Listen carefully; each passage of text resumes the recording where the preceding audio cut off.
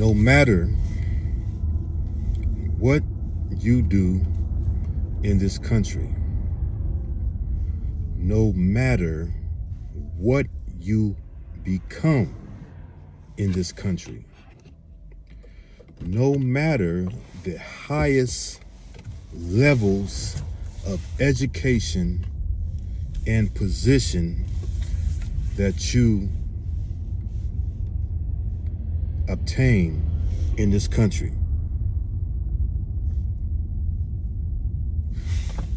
you will still and always remain a nigga. Still and always, you will remain a nigga in this country. It does not matter whether you become a CEO in a corporation, a CFO, the head Negro of this Fortune 500 corporation, or the head Negro of an Ivy League institution like Harvard. And if you don't know by now, the news is that the president, the first African American president, the first woman president, see, notice how she checked off 2 boxes in that equal opportunity thing. Was it she's a minority and she's a woman? She checked off 2 boxes. But what happened?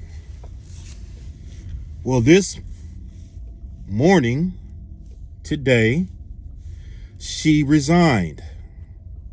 Claudine Gay resigned from her position as the president of Harvard amid allegations that she had plagiarized in her doctorate dissertation. Now, what was really the case? What really is the case is the powers that be, the small percent that controls this country. We all know who they are. I don't need to exactly say who they are. And if you don't, do your research. But just look at some of the things that happen with some of the biggest and famous individuals in the black community. And you could put 2 and 2 together. What really happened is that, for one, they wanted her gone. You know, they said, hey, listen, we got to find a way. This is a black American who is the head of one of the most prestigious universities, Ivy League universities in the country. And we got to figure out, that can't be. Okay, we did this for publicity. We did this as, some type of, showing that we are inclusive type of thing. But that just cannot be. We have to figure out a way to put who we really want up in there. And we already know who they really want up in there.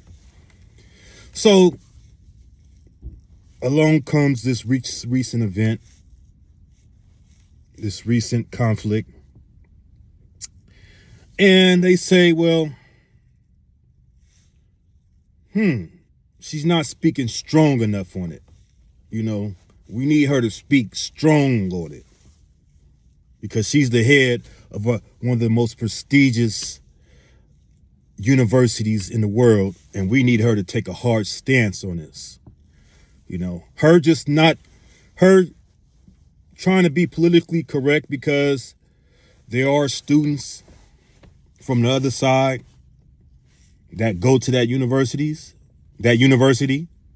There are students that go there, right? And there are students that come from the other side that go to that university too. But this is the problem. The students from the other side are not as powerful. Their people are not as powerful as the ones that control shit. Okay? They're not as powerful. So what happened was she's trying to play, as you're supposed to. If you are the president of a prestigious Ivy League university and you have students from both sides of the spectrum, you can't really you have to be politically correct, because if you go hard on this side, then you alienate this side. And I'm pretty sure her advisors, the people that are around her, they probably said, hey, you have to figure out a way to keep the balance, because you do have people on both sides. So you have to figure out a way to keep the balance. And so she had to figure out how to keep the balance, how to play the politics of both sides. And that is basically what she tried to do. They said, it was an article in the Wall Street Journal, that she tried to take a more of a lawyerish type of approach to the situation. But so they said, okay, this plagiarism thing was another, one of the ways they was trying to get her out, right? But now this other thing, and they're like, So they kept the pressure, until eventually she was forced to say, I give up. I resign.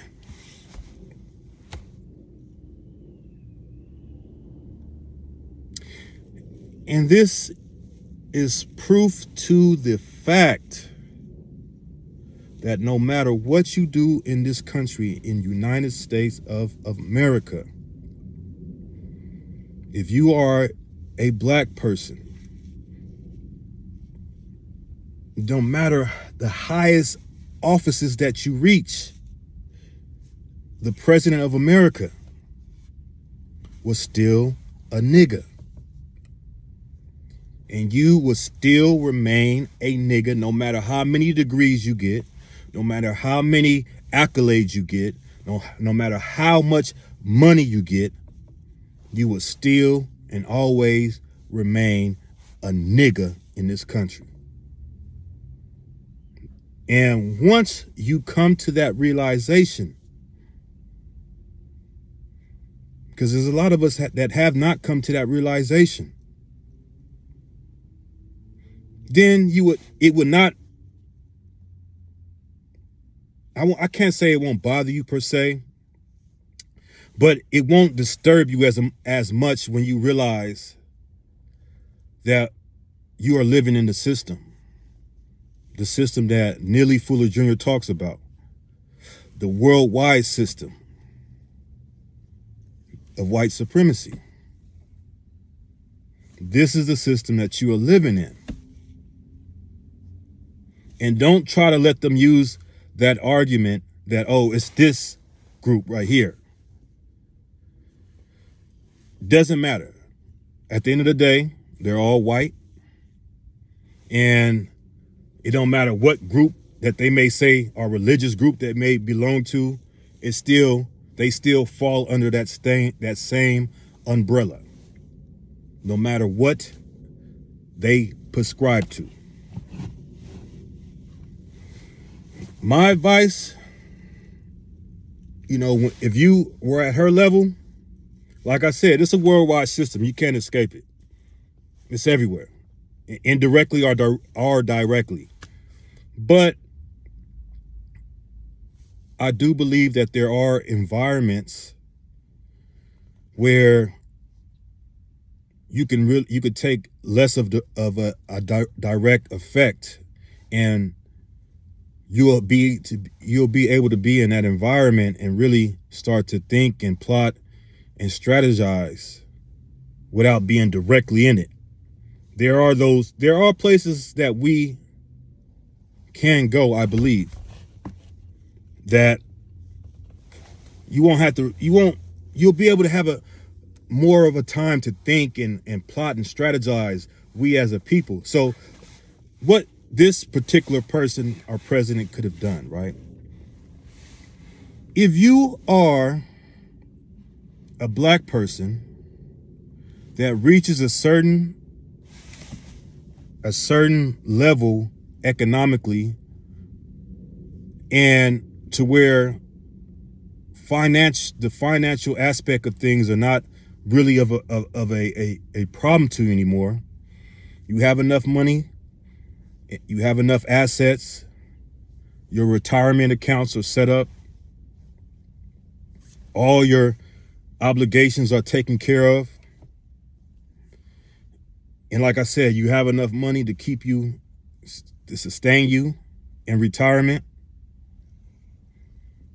I believe the best thing that she could have done, because I think that they get teachers get a pension. Especially I think if she's working for it, like she's employed by the elite, the most elite university in one of the most elite universities in the world. I'm pretty sure her pension package is pretty nice and decent. She should have resigned. You just say, hey, you know what? I'm resigning, as she's doing. Take herself and go to a land, cultivate that land, make sure the land is fertile, particularly in a African diaspora area, and just live off the land. You got enough money, you got enough resources coming in. Let's say like somewhere like, in Kenya, where it doesn't matter, right? But a fertile land, and just live off the land. You don't have to worry about nothing no more. You don't have to worry. You do have to worry about the system because it still exists, but it will be less of a pressure on you. That would have been my advice to her. Because after if you're a black person and you're able to reach a certain economic height to where you have enough wealth, you have enough money that will sustain you in retirement. When I look at, when I was in Ghana,